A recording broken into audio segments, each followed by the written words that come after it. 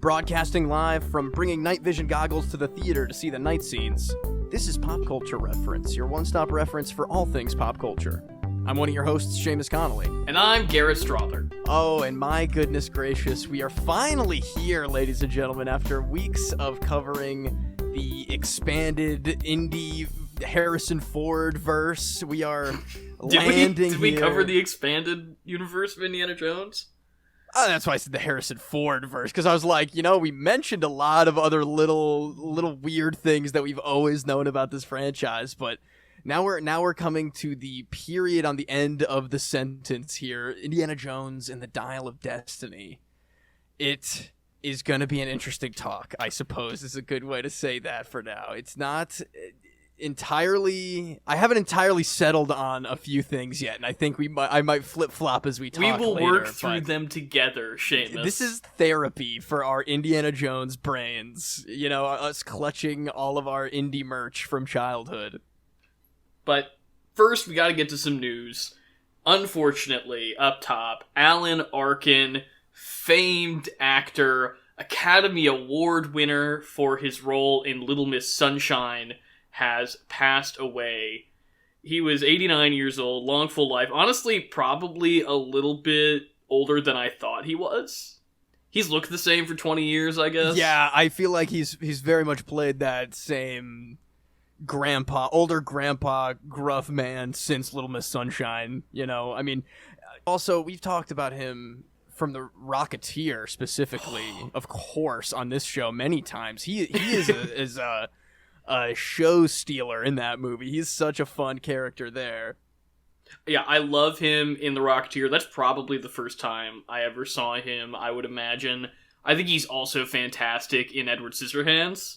Oh, definitely, yeah. That is a classic role. I always love to see him in there. I would probably say Edward Scissorhands was probably the first time I saw him, but probably the first time I noticed him, as stupid as this sounds, was the 2008 Get Smart movie. Sure. Where he plays like the head of the intelligence agency. That was always locked in my head as some classic comedy from the man. Obviously, he holds his own in Glengarry Glen Ross as well, amidst a sea of other fantastic actors. I do like him in Little Miss Sunshine. I think he deserved the Oscar for that role. Oh, 100% for sure. I was pretty young when I first saw that, and it was a very strange and hard movie for me to conceptualize in a lot of ways, but he always stood out for sure as, a little bit less horrific in that insane family. I don't know if he's less horrific. I don't know. He's got some pretty dark stuff going on in that movie. Well, like I said, what did that movie come out in 2005? Something like that. I didn't see it in like theaters or anything, but I definitely remember watching it and being like, I'm gonna need to watch this again one day. I don't even know who Paul Dano is yet. I can't even appreciate this right now. He's also the best part of Argo, I would say. I don't know how you feel about Argo. Oh, hell yeah. No, for sure. Yeah. Weirdly enough, two of the most memorable, maybe not the best movies I ever saw in, like, class in high school, but definitely some of the most memorable were Argo and Gattaca, which I also believe that he's in. Also in that. Yeah, I think so. That's kind of crazy that I'm only now putting that together, that my weird high school movie experiences all had Alan Arkin in them. Great actor, and I will miss seeing him pop up in new ones. But coming up next here on the news, this is something that you're going to need to break down for me a little bit, because you are attuned to this, that I have not taken the plunge yet. But Olivia Colman, Rachel Zegler, Antonio Banderas, and Emily Mortimer are joining Paddington 3. Now, Garrett, tell me what this means to you. What does this signify right now? Now, you would think, Seamus, that this is news that I would be excited about, because I love these actors. All of them. I really would. Olivia Colman, amazing. Rachel Zegler, great rising star. Antonio Banderas, he's literally Zorro. I mean, yeah. Emily Mortimer, great actor. I don't have as much to say about her, but she is great. Hey man, her couple episodes on 30 Rock, I heard the way she says "my bones." I'll never forget it. Hi, I'm Phoebe. You probably don't remember me. That's so good. But here's the problem with Emily Mortimer, and again, nothing against her. She's been brought in to replace Sally Hawkins, and I am not interested in a Paddington movie without Sally Hawkins. This is a recast? This is a recast. Right, oh my goodness, that is interesting. Why would they ruin the perfect game that they've got going here? That's too much of an audible right there. Because I was already on the fence about Paul King not coming back to direct. Because he just knocked it so out of the park with the first two. I literally do not know where you can go after Paddington 2 but down, frankly. Oh, God. One of the greatest films of the 21st century, non-hyperbole. We need to watch them, dude. I'm every time we talk about Paddington news on the show, literally every time it comes up, and every time I'm like, I should really get around to that. But yeah, you should, we're man. sticking around watching Fast and the Furious movies, Garrett. We got to get onto the art pieces. But Sally Hawkins, the beating heart of the Paddington series, and I just don't see this movie working without her. And again, as good as Emily Mortimer is, she's not Sally Hawkins. Well, I'm definitely gonna be interested to see. Like, you're my test for Paddington for me. If this somehow pulls through, and you're like fairly impressed with the hand that this third one is dealt, then I will take your word over anyone else's. But I'd like to get caught up with you, I think, before this one comes to fruition. They haven't even started shooting yet. We've got some time, but we have some more casting news for our last bit here, which is David Corenswet and Rachel Brosnahan are the new Superman and Lois Lane in James Gunn's Superman Legacy. Rachel Brosnahan, famed for her role on The Marvelous Miss Maisel, she seems like a no-brainer to me. She's got that Lois Lane spunk about her. This other guy, David Corenswet, I've never seen him in anything to my knowledge. I know he was on The Politician with Ben Platt, which people watched and liked, I think. But he certainly looks like Superman. Yeah, I think he's got a good Superman face. It's all about that square jaw, that tight black hair that he's got going on. I think it'll be good, but I truly know these people 0%.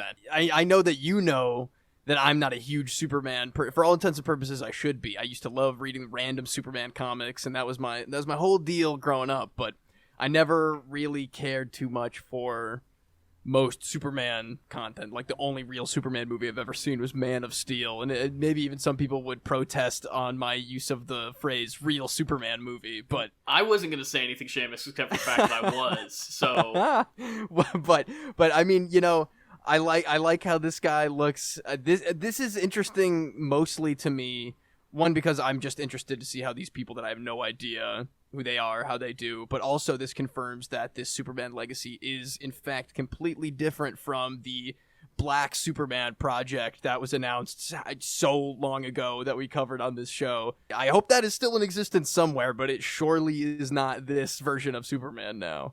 Yeah, it's too bad that seems to not be moving forward at all, but I am excited about the looks of these. It'll be nice to have, hopefully, a Superman that feels like Superman again on the big screen. Give me a screen test. Let me see the man in the buff suit and the cape and all that. I'm there for it. I want to see what it looks like. But trade in your red undies and your cape, Seamus, and put on the hat and the whip, because it's time to go into our main segment, Indiana Jones and the Dial of Destiny.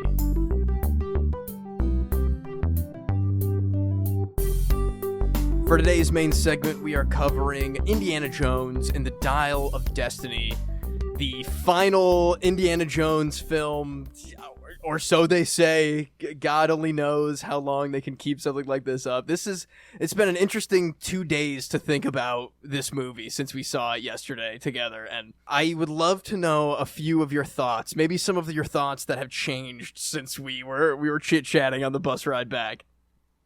This movie, I like it less than I thought I did yesterday. Not that I really was super like, whoa, about it when we got out of the theater, because it's weird. Choices were made on multiple fronts that genuinely baffle me.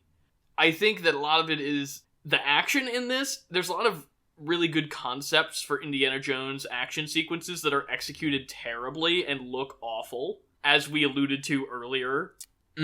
And not just the night scenes, though. I think generally the action looks bad. Which is too bad, because I think that the scenes where they're just sitting around talking actually look pretty good.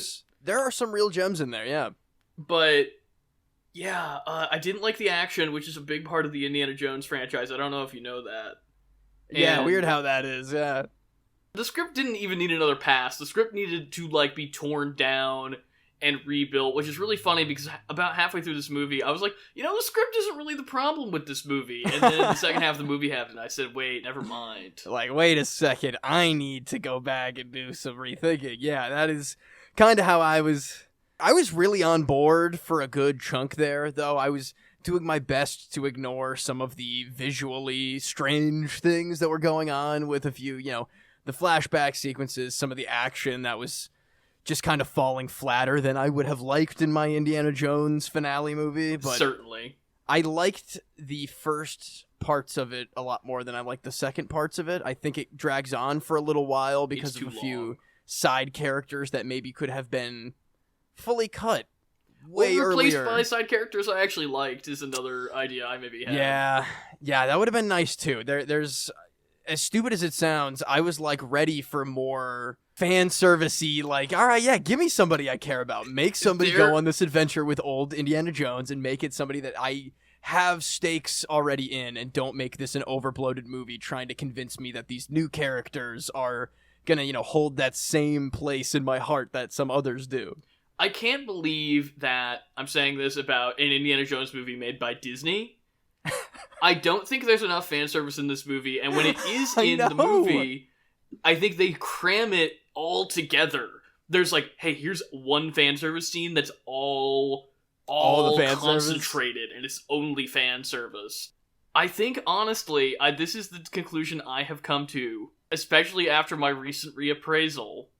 I think that I don't like this movie as much as I like Kingdom of the Crystal Skull. And there it is. We got him. We got him, ladies and gentlemen. He's finally come around on Kingdom of the Crystal Skull. I think I agree with you. And you knew I was going to agree with you probably, because by the time the credits were rolling on this one, I was like, damn, Kingdom of the Crystal Skull was like kind of decent. That's so weird that everybody dogged on it for so long. There's a couple of things going on. I'm not just going to say that and not explore that further. Of course. I do think that this is a more consistent whole than Crystal Skull. I think that the highs of Crystal Skull are just way higher. There's going to be a lot of things that we say, and I don't necessarily want to hold them against James Mangold. Because I have no idea what the production of this movie was like. I have no idea how much freedom he was given. Because there are some parts of this movie that really feel like James Mangold did them, and there are some parts that really feel like they were directed by the same AI that does the Marvel action sequences. Yeah. So, who knows what's going on there? Not me. Yeah, it is so strange in some points of this movie. And granted, I genuinely do want to see it again. I want the shock of having a new Indiana Jones happen in this day and age, in the year of our Lord, 2023.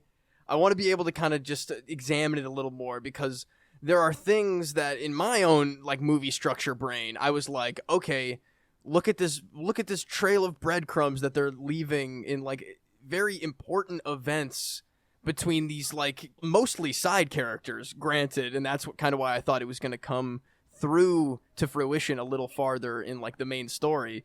But then you follow this trail of breadcrumbs all the way through this like 2.5 hour movie, and then it doesn't necessarily do a single damn thing with 90% of what they were, what at least I thought that I recognized that they were setting things up for. There are tons of dropped threads in this movie because the third act makes some baffling choices that we will get into. And I would love to know if maybe reshoots are happening there. Like really late in production. Because I have some theories, and, you know, I don't want to, like, be a jerk and be like, this movie is so whack in specific parts that there must have been something crazy that they already shot and wrote and they got rid of for some reason. Like, it might just be that they were spinning their wheels a little bit by the end here, and that is a little bit of a bummer, all in all, after a lot of hype that I sustained for this movie. Yeah. But back briefly to my Crystal Skull thing. Crystal Skull, for all of its flaws, and there are many, feels like Indiana Jones for most of its runtime. And I think that this movie has shown, kind of like just having Darth Vader in your movie doesn't make it feel like Star Wars. just because Harrison Ford is standing in front of you in the whip and the hat isn't going to make it feel like Indiana Jones. Part of the joy of Indiana Jones is that Spielberg has this formal flourish that is awe-inducing. This movie just doesn't have that, really. Even the introduction of Indy in this movie, I think, is underwhelming compared to his introduction in every other movie. Yeah. We'll obviously get into a lot of those kinds of specifics more in spoilers, but we mentioned this during our Raiders episode. If you think about something like the map room, in this movie, that would be Indiana Jones slots it into the thing, and the light goes, and it goes, well, guess I know where we're going now. And then he'd, hobble out of the room. Instead of one of the greatest non-action silent set pieces in the entire franchise. You know what, Garrett? Even specifically in specific scenes, I think if I don't know if you're referencing specific scenes in the Dial of Destiny where that is kind of where my mind. Yes, okay, yeah, because I think I know exactly what the hell you're talking about. It's a Disney Indiana Jones movie, so I was thinking a lot about that going in, but on the same level of you can't just put Harrison Ford in a hat and give him a whip and have you feel something. It's very similar to a lot of other Disney revivals of things where it's you can't just have another character attempt an Indiana Jones style thing and then be see, it's updated for everyone. It's that's just not what anybody who cares about this kind of franchise or this franchise specifically wants out of any of that. It's a nice attempt, and there's a vibe and a theme that they're going for with these newer characters, but it just isn't it's not what Indiana Jones is, it's lacking in that department. I had this thought about midway through the movie, and then I thought, no, that's not fair to this movie to compare it to this thing. And then now, after reflecting on it, I am going to go ahead and say it anyway. I think this movie is a lot like Live Free or Die Hard, the fourth Die Hard movie, where interesting the character stuff in Live Free or Die Hard, surprisingly actually pretty compelling. This movie's better than Live Free or Die Hard. I'm not gonna, but, John McClane is dealing with what happens when you save the day 3 times in a row? They say, thanks for saving the day, and then nothing else happens. And dealing with that kind of stuff, and then the action is just, incomprehensible superhero garbage. Oh, that's very sad, because that is where my Die Hard knowledge ends, is after 3, I don't know what the hell happens in those movies. Good for you. And that's what I kind of hear, and, if somebody was is it essential to watch the Dial of Destiny? I would probably give them that comparison. Maybe that caveat. It's yeah, I mean, if you want technically the whole canon story of it all, go give it a shot. It's good to see once, and I'm, like I already said before, I definitely want to see it again, just for my own sake, but... I don't want to say this too much out of spoilers, but I also think that, frankly, this is not really as successsul a end cap on Indiana Jones as a character as I was expecting it to be. So yeah, me neither, dude. I think we're definitely, once we're gonna have one specific part of this movie we're definitely gonna just absolutely rip apart and dissect here. Dude. We're gonna get there. I promise you. But I know what you mean. I was expecting a stupid this really does sound dumb. I was expecting endgame-ish stakes to be presented and resolved, where maybe not technically it's the end of everything that could ever happen in that kind of realm, but there are things that are important, and those important things come full circle. Things that happen can't just keep happening. It is an end point. It is a period on the sentence that feels a little more definitive than anything else. I think we should definitely jump into some spoilers. Before we do, I think we should give a final... If you like Indiana Jones, which most people listening to this episode do, should you see it? And I know we kind of already covered that, but what do you think, Seamus? Really, should you see this movie if you like Indiana Jones? I think you should see this movie if you like Indiana Jones. I enjoyed my time in the theater. I think that it was still fun enough in the parts that it was fun in that if I'm doing a definitive indie watch, post Crystal Skull, I'd be all right, I'll throw it on. I'll wrap it up here, sure. It's not the best. I would say it is probably the worst out of all 5 of these movies that are out now, but I still think it's redeeming enough in some parts, and certainly crazy enough to watch as a spectacle to come and see if you like Indiana Jones. I agree with you, Seamus. I think you summed up my thoughts perfectly. For anything else, it's just the curiosity of what the hell they're doing with Indiana Jones in this year right now, and I think that it satisfied that itch in my brain of like, what could they possibly do? What could they possibly get this old man up to at this point? And it was interesting, and it held my curiosities all the way through. But there you have it, official spoiler warning for Indiana Jones and the Dial of Destiny, and also all the other Indiana Jones movies, obviously. So, let's go ahead and get into it, because Indiana Jones may not die in this movie, but Mutt Williams did die in Vietnam. Oh my god, we're jumping right into it. Literally, maybe the most interesting detail to me in this entire movie. It's the best part of the movie. The fact crazy. that Mutt died in Vietnam is the best part of this movie, and I don't mean that just like because it's hilarious, though it is also hilarious of all time. They tease us right off the bat. We're not even getting into the flashback intro at this point. We'll get there. We will get there. We'll circle back around like that Nazi train. But again, we get to old Indy. It's 1969. Man has just walked on the moon. It's literally... It's Moon Day, Mr. Jones. Man doesn't even call him Dr. Jones. That's disrespectful as hell. He goes to his neighbor's house with a bat, whatever. We see Mutt Williams' picture on the shelf next to old dad. Sean Connery's up there too, just like Crystal Skull. Marcus is out. Marcus's picture is in the bottom of the drawer. And then we just get drip-fed throughout the movie. I thought I was hearing things when Indiana Jones is sad watching the TV and the newspaper's like, Dr. Henry Jones Jr., his son having recently died in Vietnam. I was like, well, what? I had to like turn to you to make sure I heard that right. Mm-hmm. It was so shocking.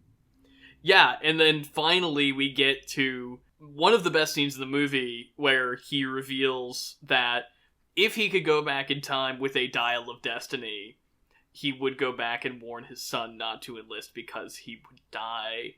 Harrison Ford is trying way more in this than he was in Crystal Skull, I think. You feel his grief, and it seems so in character for Mutt. Like, I can picture the way that scene went and the way Mutt's enlistment went. It could really easily feel like Crystal Skull doesn't matter and we're just getting rid of it. But instead, the movie accepts Crystal Skull at face value and goes, okay, what is the most interesting place that we can put Indy in this time period that's, like, Vietnam is very relevant, to the time period that this movie's set. So what can we do with what we have from Crystal Skull for character work? And it works so well. Yeah, by the time we get to that monologue about him, Harrison Ford, like, really welling up there, the way he says, like, I would have told him he's gonna die, like, that broke my heart watching that. He really, like you're saying, he's trying so much harder.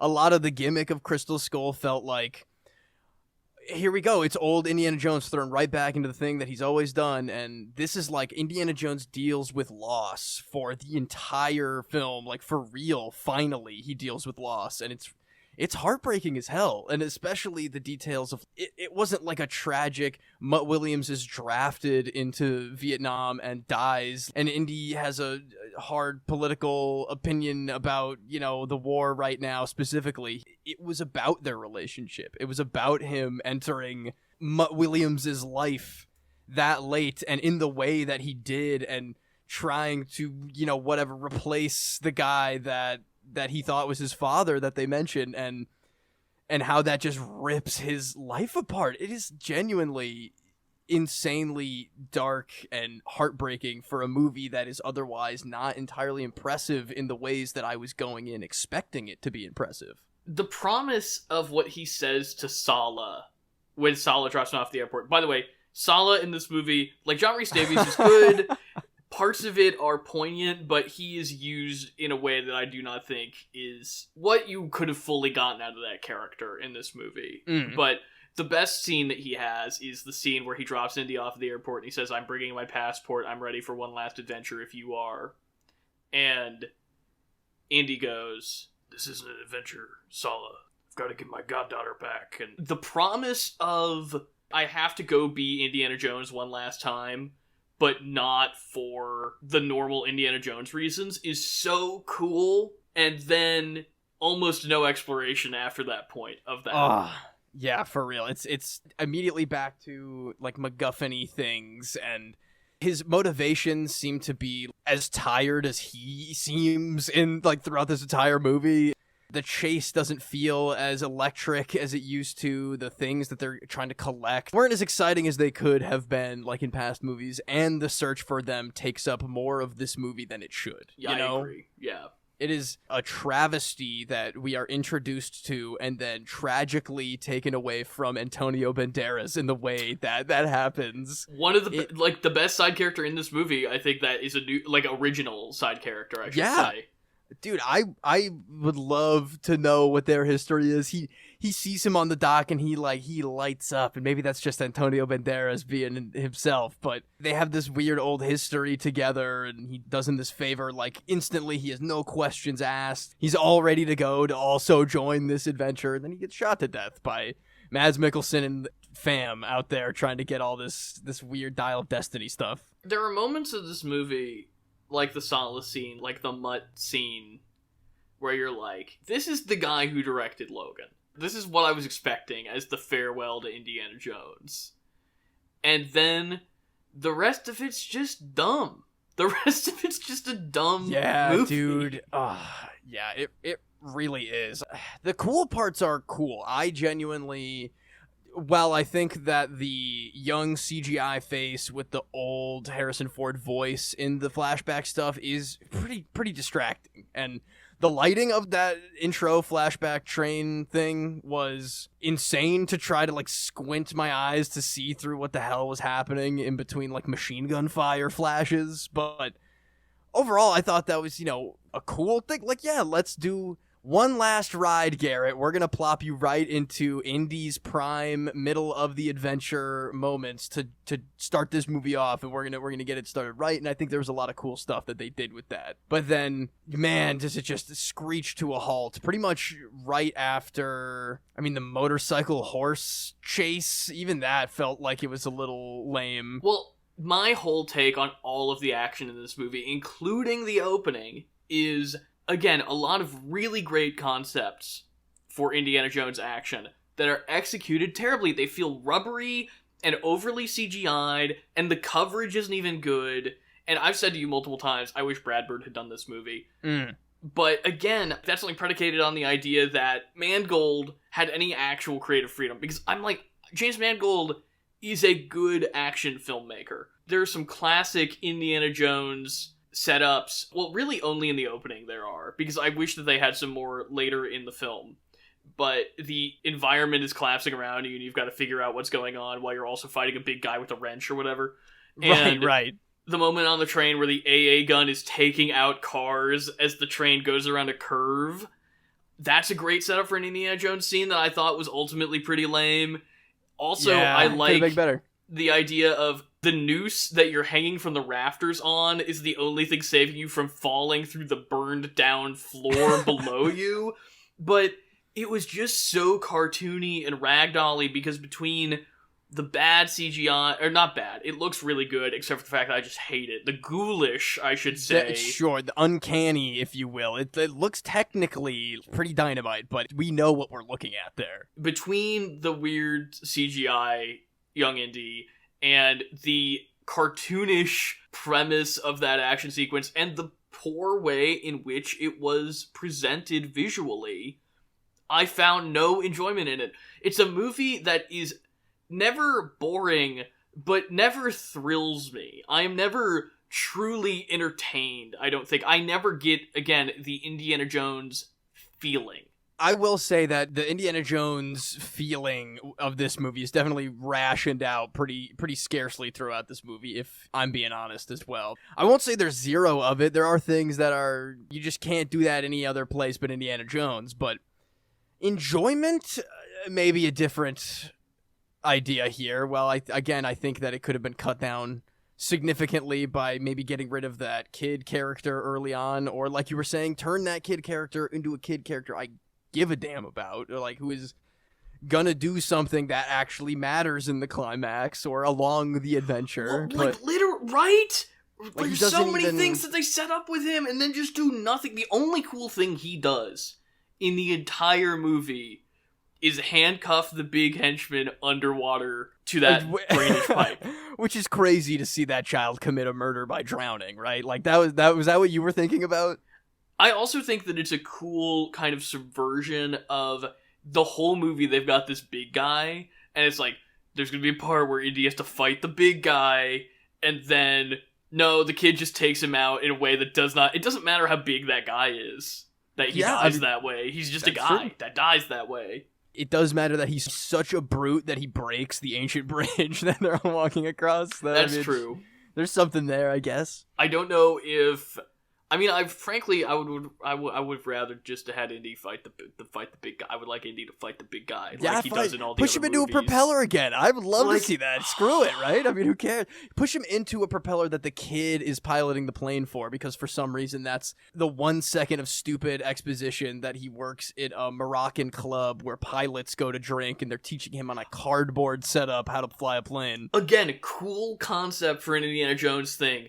Executed not well. Really, the question is, why execute it at all? It didn't matter in the last part, pretty much at all. He has to have a plane to get them home. That's really the only... Just anybody else with a second plane, man. Like, it could have just been the Italian guy with the plane. The Italian guy who has no payoff. It's just like a joke. They have one joke where, oh, wouldn't it be funny if there was an Italian guy asleep in the backseat? My plane, oh god. And then he like cartoonish looking at him, and then like big bug-eyed scream of like, we're gonna crash, oh god. It's exhausting a little bit, considering. Let's talk about the Dial of Destiny a little bit, maybe. I feel like I didn't think they could do it. I did not think they could do it.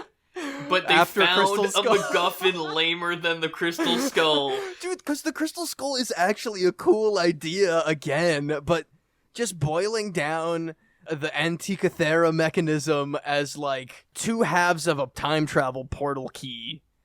But, surprise, the portal key only sends you back to one place and then nowhere else? Is that what I remember it doesn't hearing make at the sense. end of that? I have been thinking about this for 24 hours straight. Like, why have a thing that you have to input the coordinates? It's not creating a time tear, it's finding a time tear. So, Archimedes was just aware that there happened to be a time fissure going on right during the most important moment of his life. That also, like, what's the point? Literally, nothing changed by them going there. They didn't help Archimedes. Nothing happened. I don't understand what the plot of the movie was. I agree completely of what you're saying. We could theoretically ask ourselves to be like, oh, I guess he knows that the mechanism that he's building is for a time machine for this exact day because he saw Indiana Jones come through and he showed him. But why does Indiana Jones need to come at all? There's no point. Again, they're setting up these breadcrumbs. This is weird. This phoenix carving has propellers like a plane. Oh, this is weird. Archimedes' tomb, he's wearing a wristwatch. Oh, there's stuff that makes it seem like the importance of time itself is at stake, and then it just isn't at all. We don't even see it not be at stake because Indiana Jones gets his ass knocked out and carried back to the present, and nothing matters. It's crazy. Archimedes doesn't even get the watch that he's supposed to get to have in the tomb that they find with the second half of the thing. Well, I was unclear on that. He gives it back. I was unclear on that because he does give it back, but then he's like, no, we need to leave it. I want to die here. I want to die in history like my son died in Vietnam. God. Imagine if they brought Mutt Williams back and he died in war, but it was the siege of Syracuse in 212, and that's the war he dies in. See, that's the things that they could have done with the Dial of Destiny, Garrett. Well, here's my other thing with the Dial of Destiny. And this sounds petty, but it's true. The silhouette of the Dial of Destiny looks stupid. It's just a box. Behind the sheets, the train and stuff. One of the only times that they really try to ape Spielberg at all in this movie, and I'm like, they should have... I do... Seamus, you're not allowed to respond to this. It's just a statement. I'm going to make it. Over me. And I'll get back to the Dial of Destiny in a moment, because that's important. I'll need to finish that thought. There is only one living filmmaker who has successfully replicated Spielberg's style in a way that I think works, And that is J.J. Abrams. And you know, all right, I'm not allowed to respond. I'm swishing it around for a little bit here. I'm letting it marinate. I don't necessarily disagree. I'm not saying that he storytells as well as Spielberg, but just in terms of, like, if you want a guy who can make a movie look like Steven Spielberg maybe made that movie, Abrams can do that. Super 8 specifically, I think, is the Super movie. Super 8, dude. I'm thinking a lot about Super 8 as you're saying this, and that's why I don't necessarily disagree. He's got, for as many as his stupid little JJ-isms that I have problems with, he's got a little movie magic in his fingertips, yeah. I think. He can make it happen somehow, and I do respect that about him. Because, again, one of the only times in this movie that they ape Spielberg, there's a scene on the train where the Dial of Destiny is introduced, and like you alluded to, there's a sheet, and we're looking through the sheet at the silhouette of Mads Mikkelsen holding the dial. And again, he's just holding a box. And it roots back to the whole problem, because in every other movie, the MacGuffin has a power. The MacGuffin itself is an object of power. And the Dial of Destiny is a compass. Because the Crystal Skull, like we said last week, has a cool amount of build-up. Like, why is it magnetic? Was it not carved? What is all the deal? Like, what is all the deal with all of this? And this is just like, Archimedes broke it in half. Like Indiana Jones literally at one point goes, "It's an ancient box of gears, honey." Yeah, my goodness God. It makes it feel, when we get down to, like, the ultimate power of the Dial of Destiny, and the idea that Mads Mikkelsen is going to go back to assassinate Hitler, take over the Third Reich, and then use his foreknowledge of the future and his, like, scientific rocket brain to, like, make the outcome of the war different, that's kind of rad. I was expecting a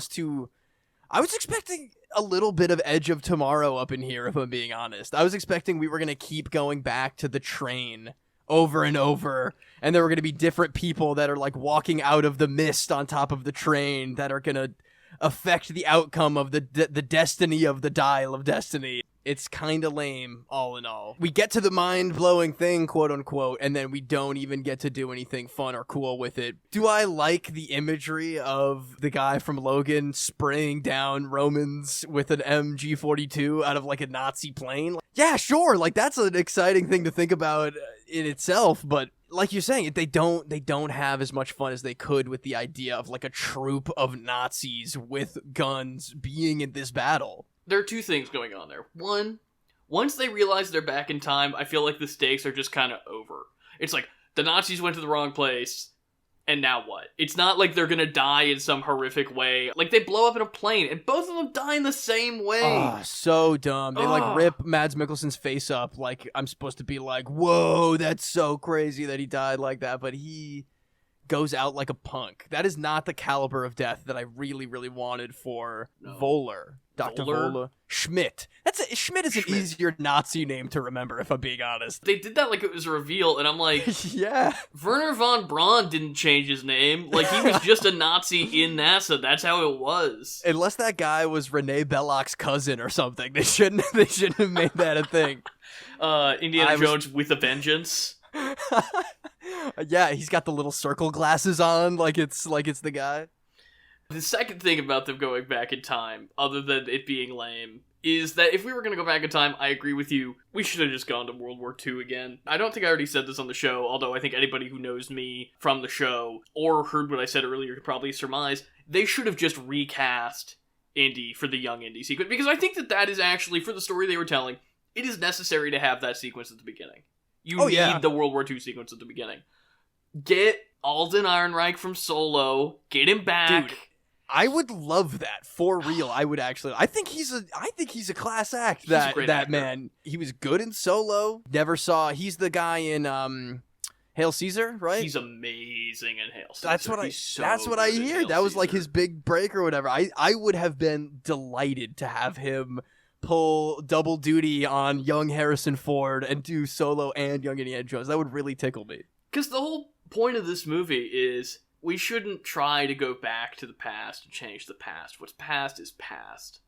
But also, what if we could change the past and make it so that Harrison Ford is young again, so I never have to stop playing with my action figures? Oh, God. I agree with you. I think they should have probably just recast him. The distracting nature of how weird it looks, because there are some shots that it looks like it is restored footage from a million years ago, and then there are other shots where I'm like, no matter how much they shake the one light bulb above his face and make it look insanely shadow moving, I'm gonna notice that it's messed up CGI. No matter how much they bump the lamp, please see our pop culture reference episode on There Roger you Rabbit. go. Exactly. Don't necessarily even, I think post Crystal Skull, there's no such thing as Indiana Jones re-jumping the shark. Time travel has always been on the table in my mind for this movie. I just wish You weren't so nice at the museum about it? Oh my, exactly, dude. I really do. I wish they got the Dial of Destiny in, like, the beginning of the second act, and they were all transported back, and they had to, like, figure out how to get, like, race back to a portal somewhere from the past to get back first, or something. I don't know. That would have been cool. That sounds like a better movie than this movie. Like, the idea of Indiana Jones having to puzzle solve his way through not ancient puzzles, like new puzzles that are in ancient times. In a time and place where philosophers were like, yeah, this is self-explanatory, and our modern minds are like, we have no idea what this thing was used for 2,000 years ago. Maybe Voller is like planting Nazi seeds in ancient Syracuse, and Indiana Jones is like, we can't mess with the past no matter how much I want to. I'm Indiana Jones and I have to respect stuff. I don't know. There's something they could have done besides plop them in ancient Syracuse and then cut to black and plop them back in 1969 New York. I think, like Crystal Skull, they explain too much about what's going on, and instead there should have been, like the end of Close Encounters, where it's like, like some Civil War guys just wander out of a portal, and you're like, what is going on? And Marion's in this movie. At the end of this movie, the very end of this movie, that was a surprise to me. Did you have any idea? Did you hear anything at all about her being in this movie? Well, I'd seen her on the red carpet, so I thought that there was a good chance, but I had no idea that she was, in fact, in the movie. But, like, we also saw, like, Ki Hee Kwan and the kid who played the Maharaja. Weren't they on the red carpet, too? Yeah, and all that? Exactly. I'm glad Ki Hee Kwan wasn't in this movie as much as I want to see Short Round come back. If they played more with time travel, you know that would have been a must, but they just didn't. Once again, I don't hate what they do with Marion in this movie. The idea that she would be so grief-stricken that it would, in some capacity, impact their marriage makes sense. The fact that it's just magically solved at the end makes less sense to me. What did Indiana Jones learn? Maybe nothing, as far as I know. He was like, he learned that he is apparently not allowed to choose to die in Syracuse in 212 and hang out with Archimedes until his bullet wound got infected and killed him. This is one of the fan service scenes where Marion's there. I like the idea that his goddaughter would come in and reconnect him with his wife. That's a cool concept. By the way, Phoebe Waller-Bridge, good in this movie, character's interesting, doesn't have enough to do. Again, good concept for an Indiana Jones character, not well executed. I like her. I like the dynamic between them. I like the scene where she seems for a second is going to betray him and just, like, work with the Nazis, and I was like, this is cool, and then dude, could you imagine? But this movie would be so much better if she was just like, oh, she inherited the, like, scumbag trait of, like, treasure hunters, and she's going to be scumbag to the ultimate scumbag Indiana Jones, but yep. Nope, nothing there. But yeah, Marion, they do the stupid, this callback did not work for me.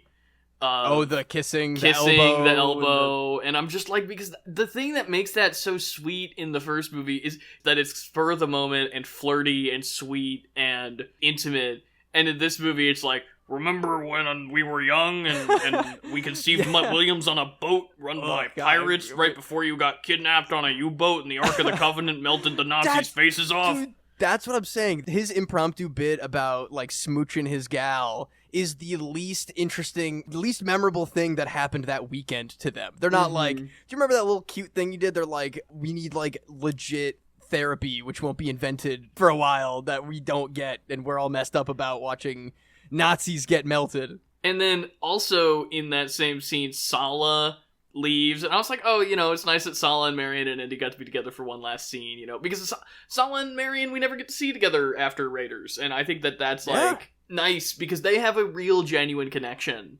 And then Sala leaves and he's like, hey, you remember when Sala sang that one song in Raiders of the Lost Ark? What if he just did that again off screen? And again, but I did remember, Garrett. I did remember. Just have him sing a different song, because Sala sings. That's part of his thing, is he sings. Yeah, he sings in like many parts of Raiders, I think. So just have him sing another song. We get it. We would get it. It doesn't have to be the exact song. It feels like a kid's idea of like, what if Indiana Jones and Sala and Marion all hung out again, and what would they do? And it was just like, well, Sala would sing the song that he sings, and Marion and Indy would kiss like they did before, and Indiana Jones would grab his hat off the clothesline because he wears it during sex. And he does. Apparently, except that also doesn't make sense, because if you want to follow the kissing elbow scene to its conclusion, she rips the hat off his head. That is true. Also, something, Whip, Summer of Love. I don't know when that was. They're going to go to a swingers party at Indiana Jones's loud neighbor's house. They're going to go to Woodstock, Seamus. There you go. There it is. Indiana Jones is going to do LSD, and he's going to be like, I saw aliens that one time. And they're going to be like, sure, Dr. Jones, sure. See, I liked a lot when he was like, a few times in my life I've seen things that I can't explain. I drank the blood of Kali. And yeah, that was one of those moments where it's like he specifically talks about drinking the blood of Kali, being tortured with voodoo, and then we get a present day bug hallway giant centipede thing everybody hates. Which he was more afraid of in this movie than he has ever been of bugs. I don't know if you want tarantulas on your face or whatever. That tarantula was hanging on to that hat. I did think it was interesting that we got that not very long after what are supposed to be the creepy crawlies in this movie, and again, really cool concept for indie creepy crawlies.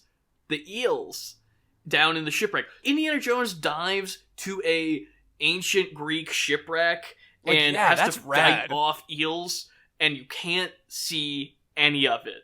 Dude, it is insane. I get dark, scary ocean scene, claustrophobic. You're down in the dark ocean depths, but like, we gotta see it. We gotta know what the hell is happening. What also makes that scene so hard is that they're all just in diving masks and diving gear. I could not tell who was who. Who's trapped in the boat, who got their hose cut. I wasn't sure for a minute. And why did he die? Why did that make him die immediately instead of just going back to the surface like Phoebe Waller-Bridge? It felt like an average studio adventure movie that would be like a riff on Indiana Jones. It felt like The Mummy Returns or something, but even The Mummy Returns is better than this movie, I think. Mummy Returns is dope. I can believe and understand the demented Dwayne Johnson CGI in that movie, and I accept it for what it is. But when they're like, they want my eyes to be visually actually tricked to think that I'm looking at young Harrison Ford, it just doesn't quite lock in for me. We alluded to this before spoilers. Also, the scene where they do the water displacement puzzle, and it's just a nothing scene. Why is that scene in the movie? It's not...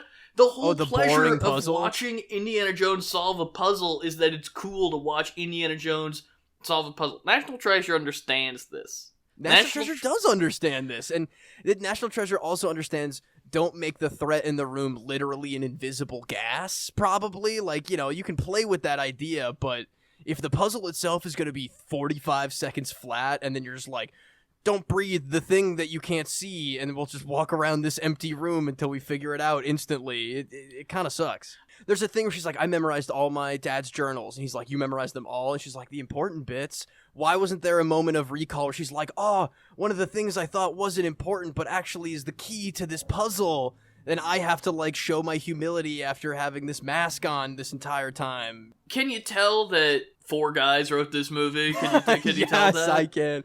And it sounds like they all wrote it separately and then just threw it all together in one room. Including David Koepp, who wrote Crystal Skull.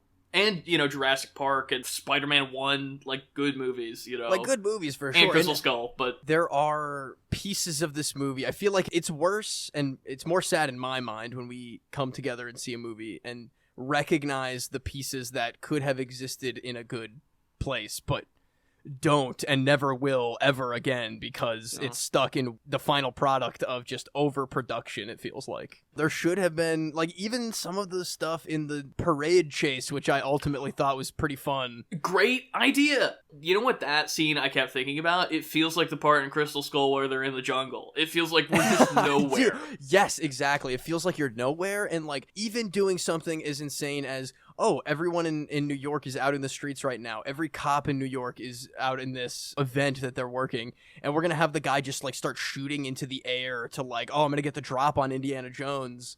It feels like the parade that they're in doesn't matter and wouldn't even matter if it were in a different set piece. Like, the parade needed to be the centerpiece. Yeah.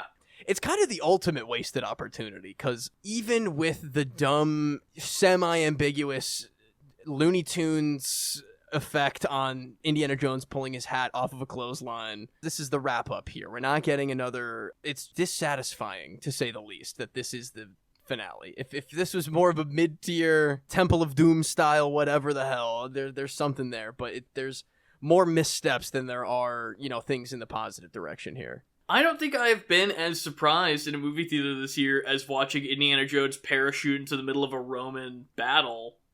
Absolutely bonkers. Watching Nazis get turned into jelly by, like, massive ballista bolts that are ripping through a plane. There are things, Garrett. There are things. Also, the Lucasfilm transition into the lock on the truck is lame. That's a lame transition. Like, I know that they were trying to do something too, there, but... Oh, they were trying to do a lot of things, Garrett, but they were maybe trying to do too many things, and too little of them made it into the final product. So we kind of have the perfect storm here. Unfortunate. I kind of want to go rewatch Crystal Skull, which is dude, an insane thing. Is that crazy? Return, Garrett. Return. I keep thinking the same thing. Oh, boy. It's crazy. Yeah. It is crazy that is the conclusion that this movie has brought us to, but... I like that Mutt Williams died in Vietnam. I like it. It's a good thing. Like, I'm horrified and shocked and appalled. I love it. It's crazy. It's one of my favorite details, and I think that's worth seeing this movie for. There's so many core flaws in this movie, but the scenes that are good, it has moments. I don't hate it. I don't hate it either. I would even venture to say that I liked watching it. Now, that might be different from I liked the movie, but I really did like watching it. You and I were having a great time, I think, in the movie theater. I was getting big. I was gasping. There were gasps when they finally go through the portal. I'm like, I knew there was going to be something, but I didn't know how absolutely whack it was going to be. And I kind of loved how shocked everything turned out to be. But what do you say we move it on over to this week's pop culture reference? Let's do it.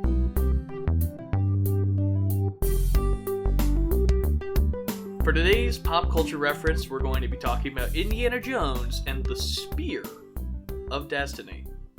In 1995, the 4-issue comic run Indiana Jones and the Spear of Destiny officially introduced the mythical artifact for the very first time for the adventure following the events of The Last Crusade, featuring the return of Henry Jones Sr. The spear is based on the real-life legend of the spear tip that was used to pierce the side of Jesus at his crucifixion in Christian mythology. And the rumors of Hitler's obsession with its occult powers during his reign over Germany were a major inspiration for the stories of Raiders of the Lost Ark. Though the final film has no mention of it, the initial draft of the Raiders script, written by Lawrence Kasdan, uses Hitler's conquering of Austria as an explanation for the attempted capture of the spear and its power. A completely separate Spear of Destiny was an intended follow-up to the 1991 adventure video game, Indiana Jones and the Fate of Atlantis, but was shelved soon after the start of pre-development due to the clashing between LucasArts and the external studio that was going to develop the game itself. The Spear of Destiny appears in notable fantasy sci-fi franchises such as Tomb Raider, Constantine, Evangelion, Wolfenstein, and many others that pull from both Christian iconography and the legends of Nazi occultism. Though it is not a focus of the film, the spear, referred to as the Lance of Longinus, and Hitler's fixation on it are featured in the intro of Dial of Destiny, finally bringing this concept to the mainline Indiana Jones films. Seamus, this is not really related to the Spear of Destiny, but I want to play Fate of Atlantis so bad. Dude, I have always wanted to play Fate of Atlantis. That was like the old school ancient, because we never really got a great indie game besides the Lego additions, you know? Like, the Staff of Kings was kind of lame. Staff the of one Kings, I played, I mean... It's off because the PS2 version is bad, and the Wii version is good, except the motion controls are just awful. Well, weirdly enough, I played the PSP version, and let me tell you, I one didn't know that analog stick... existed. Yeah, dude, one analog stick does not vibe with that kind of action video game stuff, I'll tell you. Actually, coming back to Fate of Atlantis, if you beat the game Staff of Kings, it unlocks. There's just the whole game what? Fate of Atlantis on that game. That's crazy. That is, like, kind of awesome. Do you think that's on the PSP version, too? I have no idea. Honestly, though, has there ever been a better motivator to beat a terrible Wii game than to play the real game that's unlocked at the end of it? Like, that's pretty good I don't know, motivation. do I want to play Fate of Atlantis on my Wii? Does that, like... I guess. Hey, maybe one day they'll make this Spear of Destiny sequel that we've all been clamoring for since 1991. So, but with that, what do you say we wrap up our indie extravaganza, our many weeks of going back on this beloved character? We wrap it up and we save the rec center. Let's save it.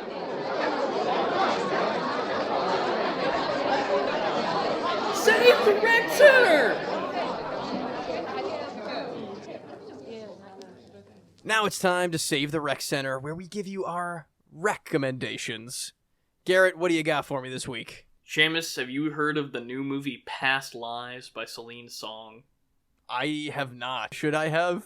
It's a new... I don't dare say this word as a descriptor, but I will acknowledge that it is in fact distributed by the distribution company A24. Gotcha. No pigeonholing here, my friend. No pigeonholing I here. just will tell you that that is true.